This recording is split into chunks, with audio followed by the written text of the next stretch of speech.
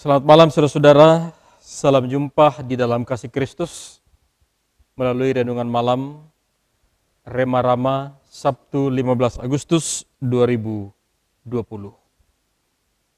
Untuk membaca dan mendengarkan firman Tuhan, mari kita berdoa.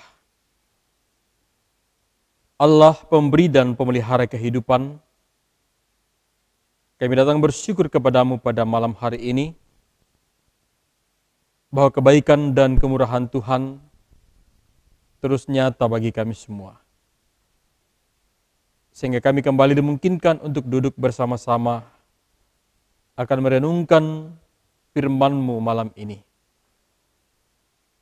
Terangilah hati kami Tuhan dengan kuasa Roh Kudus-Mu, agar kami dapat mengerti apa yang Tuhan mau katakan kepada kami melalui firman yang akan kami baca saat ini. Di dalam nama Tuhan Yesus, kami berdoa kepada Allah Bapa di sorga. Amin.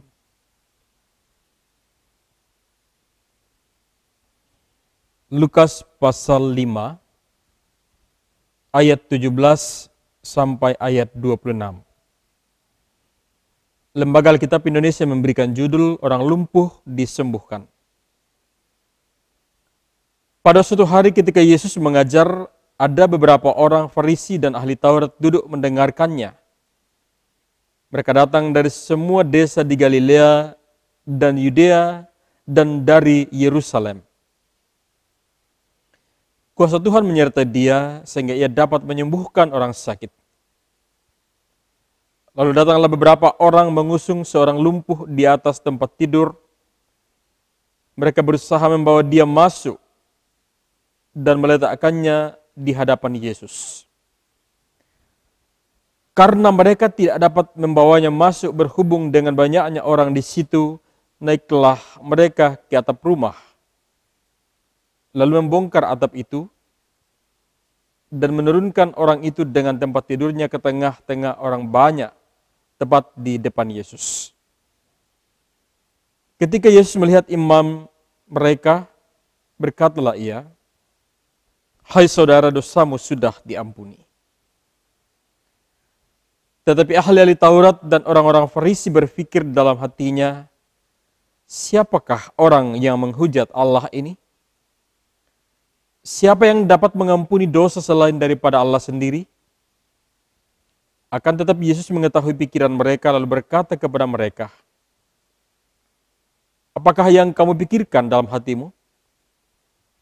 Manakah lebih mudah mengatakan, dosamu sudah diampuni, atau mengatakan, bangunlah dan berjalanlah? Tetapi supaya kamu tahu bahwa di dunia ini anak manusia berkuasa mengampuni dosa." Berkatalah ia kepada orang lumpuh itu, "Kepadamu kukatakan, bangunlah, angkatlah tempat tidurmu dan pulanglah ke rumahmu." Dan seketika itu juga bangunlah ia di depan mereka, lalu mengangkat tempat tidurnya dan pulang ke rumahnya sambil memuliakan Allah. Semua orang itu takjub lalu memuliakan Allah dan mereka sangat takut, katanya, "Hari ini kami telah menyaksikan hal-hal yang sangat mengherankan."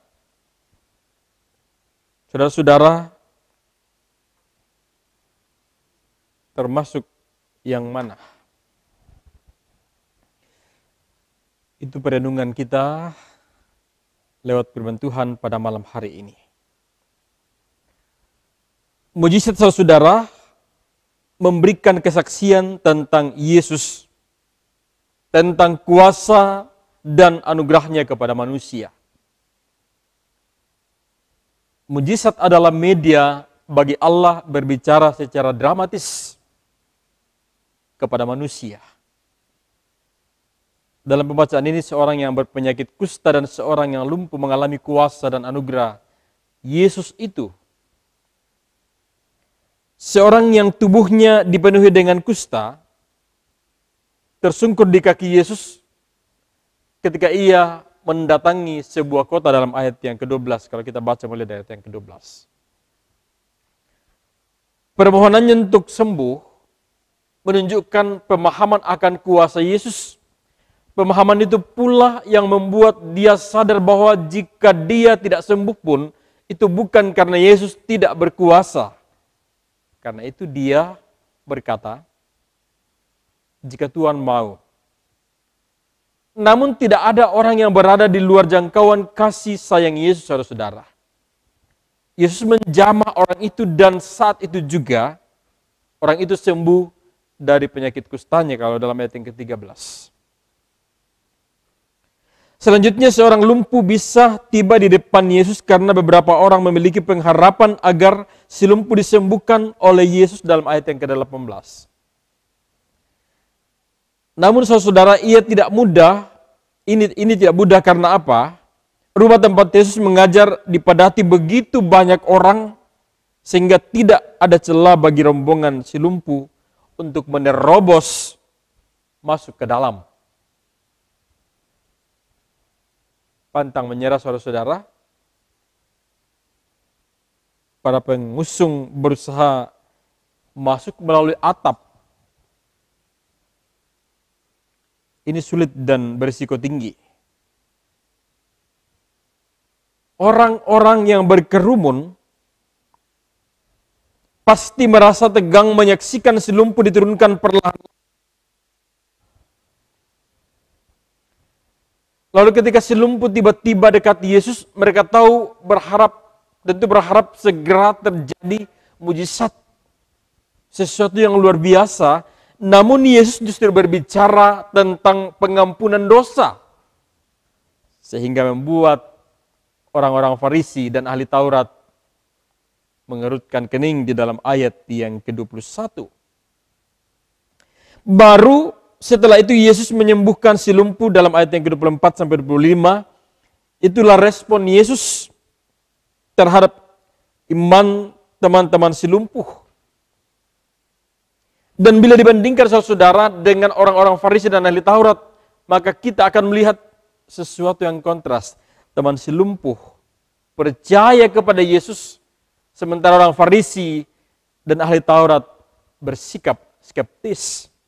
Teman si lumpuh berjuang begitu keras untuk mengatasi segala rintangan guna memperhadapkan teman mereka si lumpuh kepada Yesus. Namun orang Farisi dan ahli Taurat justru merintangi orang untuk datang kepada Yesus. Pertanyaannya saudara, Anda termasuk yang mana? Apakah kita teman-teman si lumpuh ataukah orang-orang Farisi dan ahli Taurat? Itu tentu pertanyaan yang perlu kita jawab dalam kehidupan kita. Bahwa terkadang di dalam kehidupan ini, justru kita yang menjadi penghalang bagi orang-orang untuk menikmati kasih Yesus. Terkadang dalam hidup ini, sesama orang percayalah yang menjadi penghalang orang untuk datang kepada Yesus. Ketika di dalam sebuah gereja, di dalam sebuah jemaat, ada orang yang selalu mengklaim dirinya, dialah yang benar, hanya dialah yang bisa, sehingga menutup pintu bagi orang lain untuk datang kepada Yesus. Padahal gereja adalah tempat bertumbuh bersama, tempat untuk mendapatkan pembinaan bersama, terutama mengalami perjumpaan dengan Allah di dalam Kristus Yesus. Amin. Mari kita berdoa. Bapa Surgawi, kami berterima kasih kepadamu. Waktu dan kesempatan yang indah kami boleh alami bersama-sama merenungkan firman-Mu di akhir pekan ini. Bahwa kasih setia-Mu terus Kau nyatakan dalam hidup kami. Sepekan ini Tuhan bersama-sama dengan kami dalam berbagai tugas tanggung jawab dan pekerjaan. Juga masih dalam pergumulan akan pandemi COVID-19 di berbagai tempat termasuk di tempat kami. Namun kami selalu percaya akan kuasa Tuhan yang akan dinyatakan dalam hidup kami sebagaimana dalam pembacaan dan perenungan ini. Kami percaya Tuhan sanggup mengubah yang tidak mungkin menjadi mungkin. Melakukan yang di luar dugaan manusia.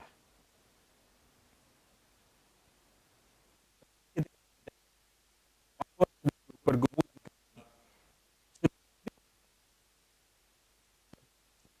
perlihatkan kami pada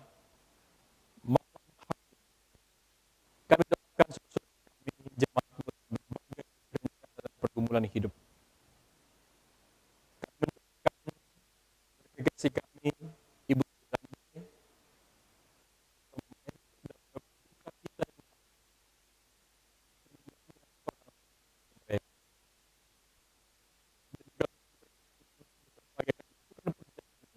Raja. Tuhan berkati seluruh perjalanan ini boleh tiba di sana daripada Tuhan dan menghidupkan dengan segenap keluarga. Bapa di dalam kerajaan surga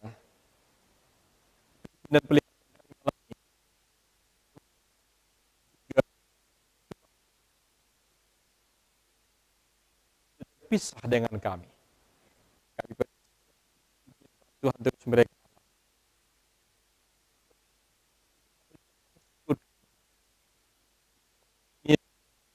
berdoa.